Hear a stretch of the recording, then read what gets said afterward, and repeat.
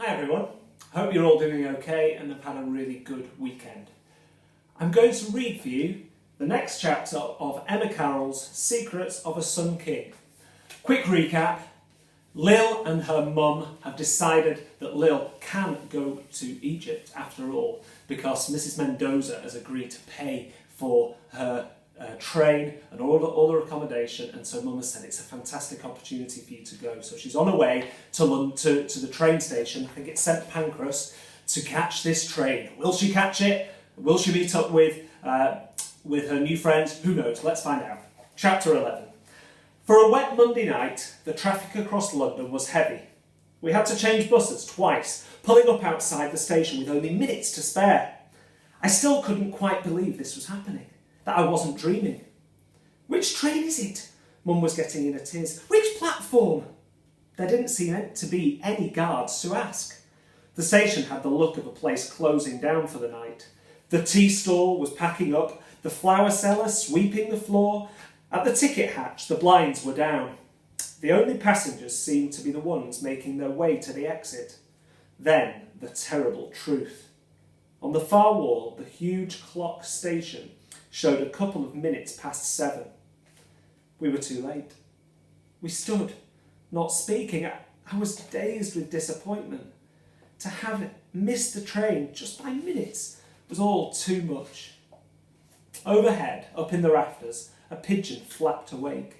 A hiss of steam came from a far corner of the station, and then the sharp, shrill, unexpected blow of a whistle. Mum and I locked eyes. Is that... Go! Mum thrust the suitcase at me. You might just make it. The last I saw of her, she was blowing me a kiss. I ran full pelt across the station towards the noise, behind a pillar, down a slipway, and there was the sign, the Continental Express. Though the platform was roped off in the way expensive paintings sometimes were roped off in galleries. I slowed to a walk, excitement quickly turning to nerves. What if Tulip had changed her mind? What if I couldn't find her amongst the passengers? What if I looked too poor to be allowed on board? The train itself was lavender and cream-coloured, shining like water and fashionably curved. If Mrs. Mendoza was catching a train, it was definitely going to be this one. On the platform, whistle still in his mouth, was a guard in a uniform the same colours as the train. Despite giving my hair a quick smooth and rubbing my shoes on the back of my socks, I felt myself growing shabbier by the second. The whistle went again. The train was making ready to leave. There were shouts, doors banging, steam swirling out from under the wheels. It was a job to see anything as I hovered at the barrier. The guard came over but didn't unfasten the rope. "You can't come through without a ticket," he said, looking me up and down. "I'm meeting some friends," I protested. "They're already on board. Have they got my ticket?" "Have they indeed?" He might as well have told me to pull the other one. It was clear he didn't believe a word I was saying. Behind him, another guard called out, "Are we ready, Smith? All set?" And then the clunk of a window sliding open as someone's head poked out. "What's the hold up?" I knew that voice. "Tulip," I cried, waving wildly, then to the guard, "There, look! That's my friend." I'd never been so glad to see anyone in all my life. Another dark, curly head appeared beside hers. "Bravo, Lil! You made it!" Oz yelled. Even then, I didn't think the guard completely believed his eyes, but he unclipped the rope, and seconds later, I was running down the platform and boarding the train. "Better late than never," Tulip grinned, squeezing me into a hug. On the platform, the guard's whistle blew again. This time, with all the doors shut, the train began to move. There was no going back. We were on our way to Egypt. For the first few miles, we watched spellbound from the windows as the lights of London slipped away. I turned to Tulip. "Your mother really hasn't guessed what we've done." "Not even a whiff of suspicion," Tulip said proudly. "She's holding court in the cocktail lounge as we speak. Already half the passengers are in love with her." This I could well imagine. "You have got the jar, haven't you? And the translations?" I asked. It's all safely wrapped up in our room, Tulip assured me. I'll tell Mama you're here, Oz said and disappeared. Wait till you see where we're sleeping, Lil, Tulip said, taking my hand. It's like a doll's house bedroom. It's tiny. I felt a funny mix of nerves and excitement as she led me through carriage after train carriage. I'd thought the Mendoza's house was grand, but this was swishness on another scale entirely. We went through a carriage done out with pale leather seats where people were smoking cigars, playing backgammon and cards. The dining car was quieter, full of rows of empty tables, coloured in white cloths, as stiffly folded as envelopes. I couldn't help gawping at the carved wooden walls, the patterned ceiling, the thick salmon-pink carpets. Narrow corridors linked the carriages together. With so many passengers milling about, we had to say countless "excuse me" to squeeze past. I can just imagine that on the train.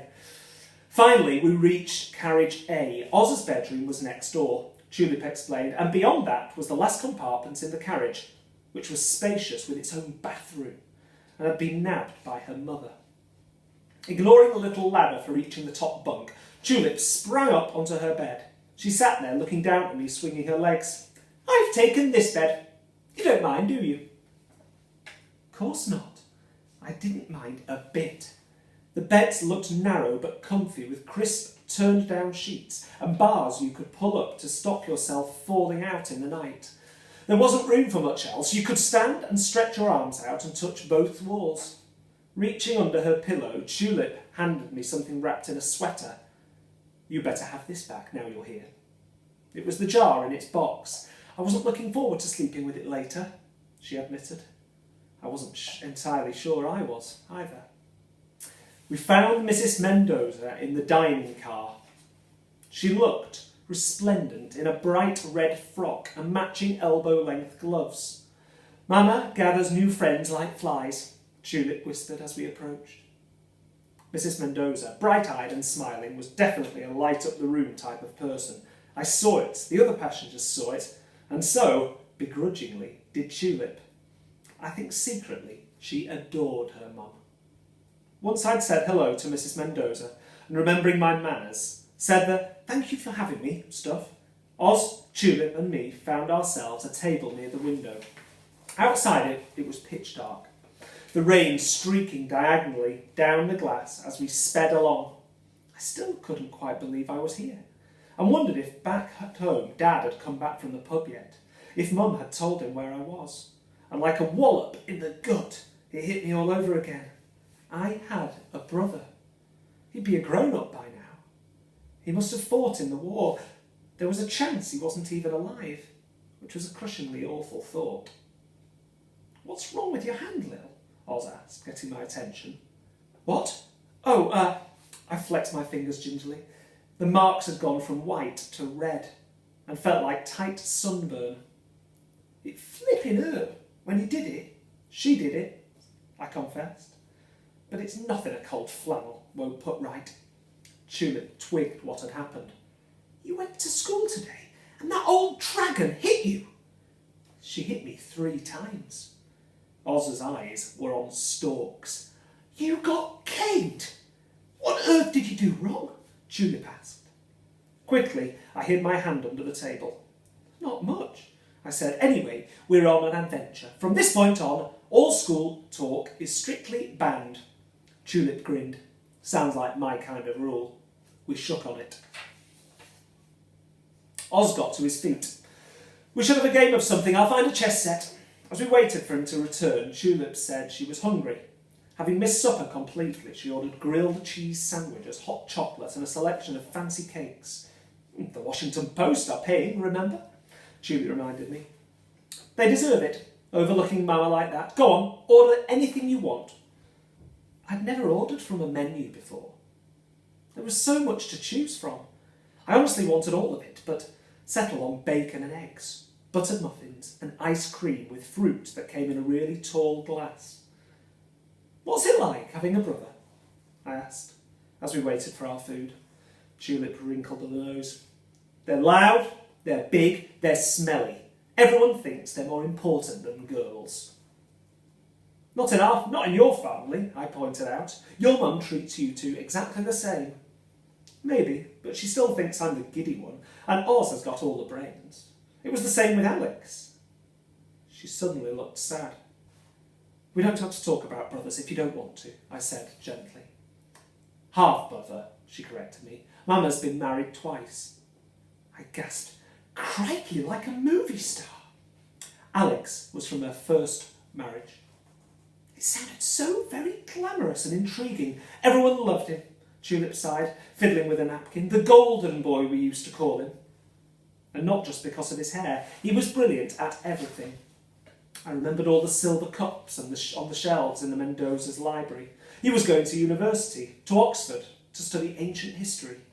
When he came home from school in the holidays, he used to teach Oz. He said it helped him remember all he'd learned, going over it again like that. But Oz must have been so young. How did he understand it? Tulip shrugged. He only picked up bits of it. The rest he's done since Alex disappeared. In his memory, I suppose.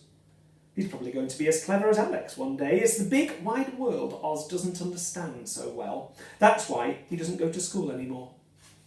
It was hard enough, having a brother I'd never met. Never mind how it must feel to have one and then lose one again. Mum and Dad in the churchyard yesterday flashed into my mind. It felt right, here with Tulip, to mention it.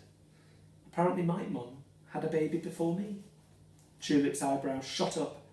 So now who's got the mysterious family, eh? I didn't know him, I said quickly. He was adopted years ago, before I was born. I've only just found out. Gosh, that must have been a shock. Are you going to try and find him? I don't think so. It hadn't occurred to me to. Anyway, he'll be a grown-up now, or I suppose he might be dead. We both fell glumly quiet. Right, said Tulip. Enough of this doom and gloom and misery. Where's our food, and where is Oz with that chess set? Oz and the waiter arrived together, and soon our table was so crowded with food and plates and sparkling cutlery that it was a good job he hadn't found the chess set after all. There was no space in which to play. Tulip was relieved. Let's play something fun instead, for matchsticks.